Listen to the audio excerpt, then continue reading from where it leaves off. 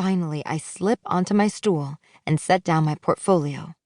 My fingers refuse to lie still, so I take out a pencil and pocket-sized sketch pad and with a few quick strokes capture the line of Krell's stance and the tension in his shoulders as he contemplates Brian's painting.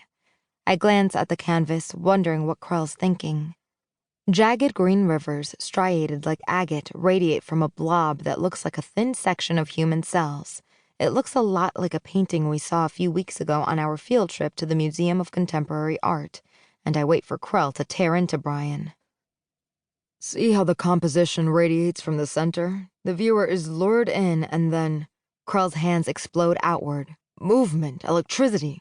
Note the provocative use of color and shape. This is exactly the kind of work I expect in this class. No, you've got to be kidding me. On my right, Tasha's rolling her eyes. Okay, so I'm not the only one who thinks Brian ripped off a Kirsten Brach. What is it with Krell and Brian Airing? Ever since we arrived at the California Institute for the Visual Arts, Krell has showered Brian with more praise than any of the other first years, which would be a lot easier to take if Brian wasn't such a poser with his blue mirror glasses perched on top of his shaved head and humbleness dripping off him. I unzip my portfolio and slide my canvas onto my lap. I worked my ass off, and it turned out even better than I hoped.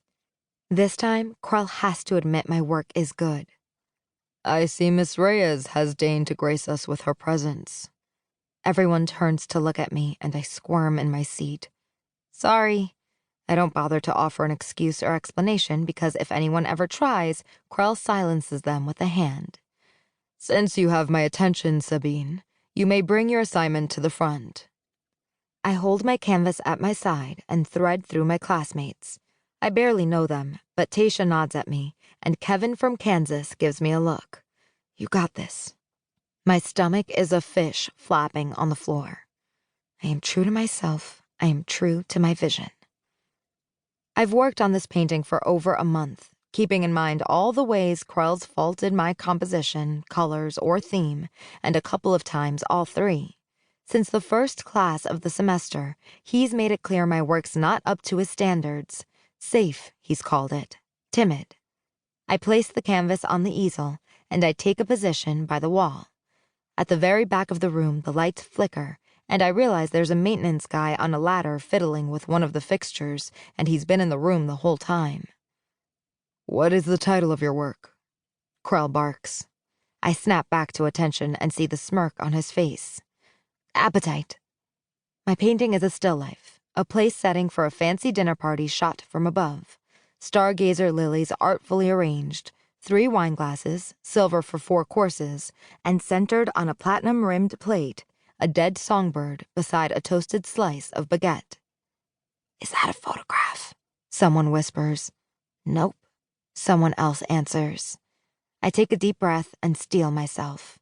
As the artist, I am not allowed to speak, and I'm definitely not allowed to defend what I've done. All I'm permitted to do is answer Krell's questions. He stalks back and forth in front of the easel, a finger tapping his thin lips. Then he pushes back his wrinkled linen jacket and poses, hands on his narrow hips. The assignment was to be provocative, to get us to think, to respond to your art, and my response is lazy. Heat surges in my chest. Lazy? I worked for weeks to express the light, to capture the reflective surfaces, to convey the texture of the iridescent feathers, the arched flower petals, the dull look in the dead bird's eye. Krell jerks his head at the room. Every single student in this room can recreate reality. It's nothing more than simple drafting. My cheeks turn hot, and I know they're crimson. Cadmium red number 3, if I had to call it. Krell walks over to the front row and shoves his finger in Bernadette's face. She jerks back, her blue eyes enormous. What do you think of this painting? He says. I don't know, she stammers. He goes down the row. You, Mr. Walker? Kevin glances at me, determined to help. It's intriguing, he says. Why? Why is it intriguing? Because a dead bird on an expensive plate is bizarre and unexpected, like Edgar Allan Poe. Krell gives me a pitying smile. What are you thinking about?